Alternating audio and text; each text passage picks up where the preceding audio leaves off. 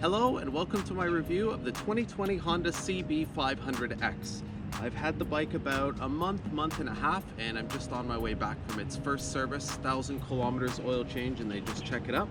And I thought, what better time to do a little review for everybody who's curious about the bike. So here you go.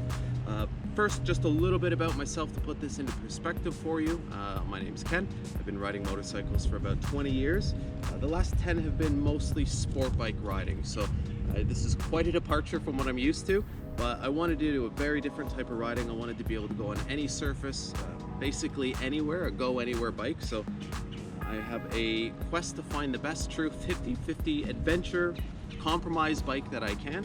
There's a couple things that Honda did for 2019 actually that they upgraded on the CB500X. The CB range has been out for quite a few years with Honda. It's quite popular. There's 3 iterations. This is the X, which is the adventure version. Now for 2019, this is a 20, but for 2019, Honda did do some upgrades, some really good upgrades. The motor's rated for, I believe it's a 4% increase in torque. For a little sub 500cc motor, I think it's got more than enough power. I'll do a little bit more in depth about that afterwards. They've also added a slipper clutch, which has one of the lightest clutch pulls I've ever felt in my life. One huge thing is they've upgraded to a 19-inch front tire. So this had a 17-inch front like most street bikes did before. They've upgraded to a 19-inch. That gives it a little bit more stability on and off pavement. I really like that. That combined with the increased front and rear fork travel is a huge upgrade for an adventure bike. For a budget adventure bike, I should say. The motor's probably one of the most important parts of the bike, so I'll get to that first. It's a 471cc parallel twin pushing out 47 horsepower. So it's not a powerhouse, but that's not why you buy this bike. The 47 horsepower and increased torque are more than adequate at any legal speeds. And below highway speeds, this bike's a lot of fun. The one drawback that I found is that right around 5,000 RPM or 100 kilometers an hour, you start getting a lot of vibration. It does go away from about 105 to 120 kilometers an hour and then reappears as you start pushing the bike to its limit. This was, for me, probably one of my biggest concerns going into this purchase decision. I knew I wanted a go anywhere bike, but I'd ruled out single cylinder thumpers. Just from experience, I knew that the vibrations and sacrifice of handling at higher on-road speeds would just be a no-go for me.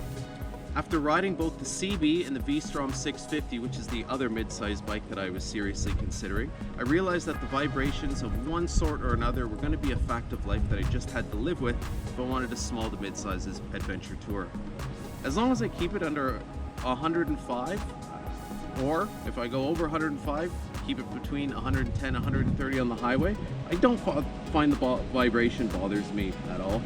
And that wonderful little parallel twin will reward you with its well-mannered and surprisingly torquey characteristics at any legal speed. The best part about the motor might just be its insane fuel efficiency.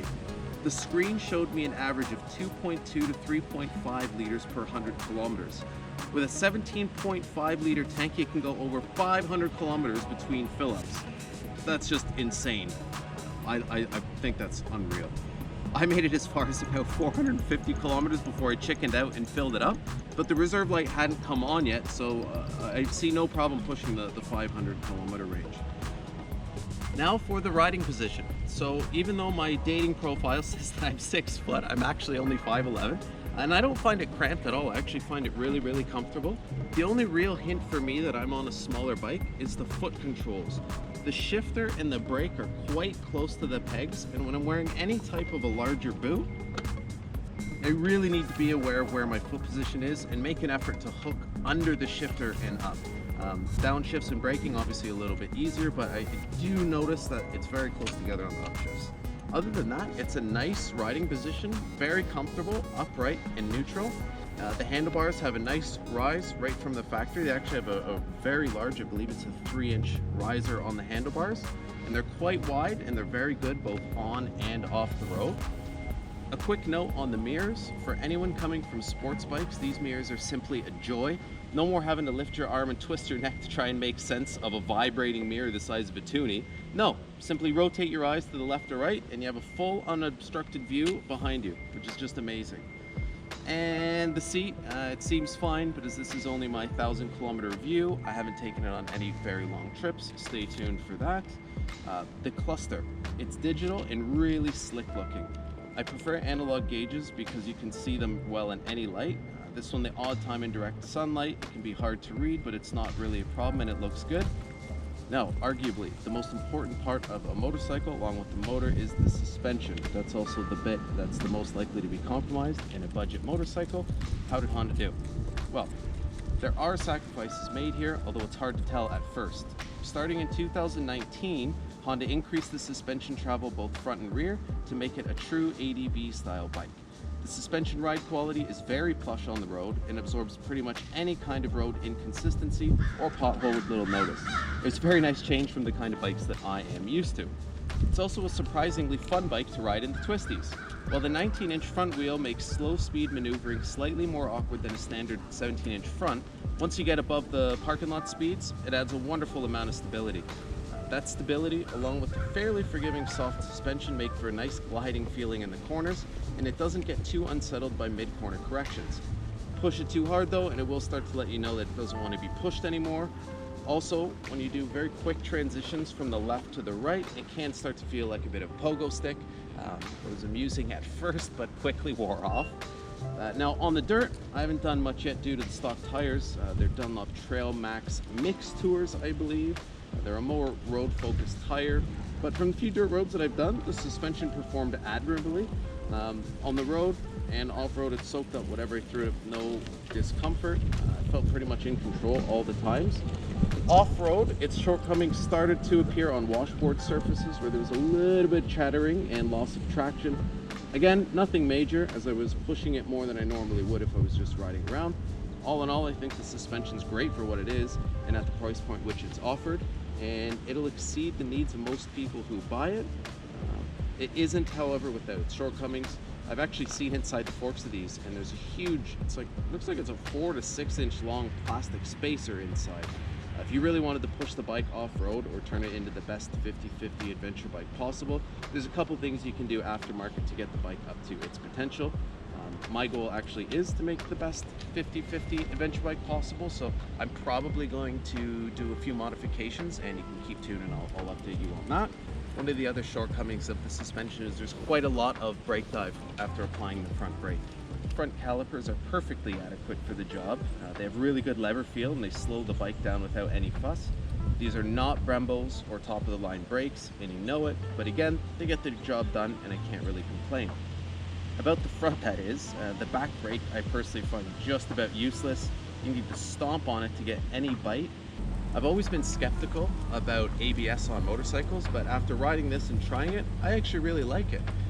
I was wanting to test it out, so there's a few times I grabbed a handful of front brake or stomped on the rear level to see how it reacted. Even on dirt, there wasn't a huge amount of the chattering that I've become used to from cars. Just a kind of a gentle pulse. There was no lateral pulls either way. Didn't want to wash out the front end. I was really impressed with the ABS system on it, and I would consider myself sold on ABS on motorcycles now. I really like the 5-position adjustable brake lever that Honda put in. The windscreen, you might have noticed I have removed it. So it's nice that it's adjustable. However, I found that even in the higher settings, the wind still was hitting the middle of my helmet, and it makes a lot of turbulence noise. So I just removed the screen. I have ordered another one. I'll put on a slightly taller one and I'll let you know how I found that to be. Pros on the 2020 Honda CB500X. Price point. The package that it is for the price point it's offered at, phenomenal. Fuel economy.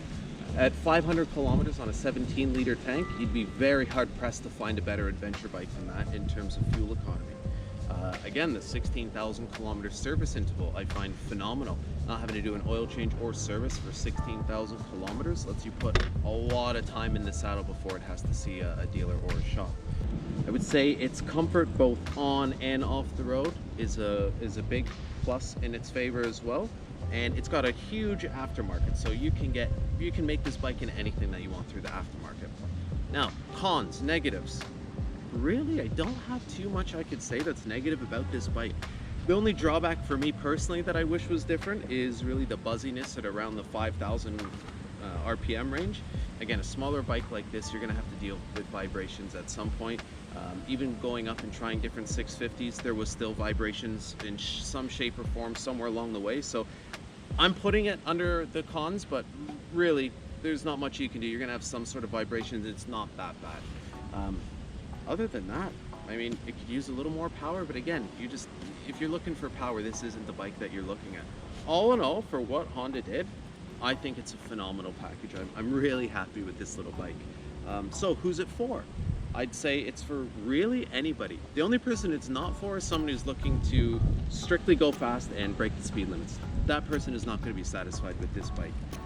Anyone else, from a brand new rider, it's super easy to ride. Between the clutch, the big 19-inch front wheel that makes it really stable, although a little bit less so at slow speeds. I think this would be a great learner's bike. If you are in England, I believe it's A2 license compliant. It'd be a great commuter bike. Someone who has a few bikes and just wants one to commute, wants something fuel efficient, reliable, cheap to maintain, this is your bike. Someone who can only have one bike, which is kind of what I was going for with this, and wants the best all-around bike, I really think this is a contender for it. Someone who's looking to go around the world, I think you would be hard-pressed to find a better bike than this, with the exception of if you were planning on spending 90+% of your time on tarmac and highways and such, you'd probably want to get something with a little bit more power. Or if you're a lifelong rider and you're just looking to get into something a little bit more easy to maneuver, just hop on, go. I really am impressed. I think Honda's done a really good job with this little package. Now, my goal was actually to find the best 50/50 adventure bike out there.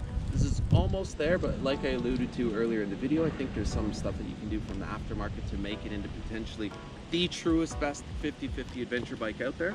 So if you're interested in seeing how that goes, stay tuned, and I will be posting some videos afterwards. Also, if you have any questions, comments about it, you can leave a comment down below, and I'd be happy to answer any questions that I might be able to help you with. Thank you so much.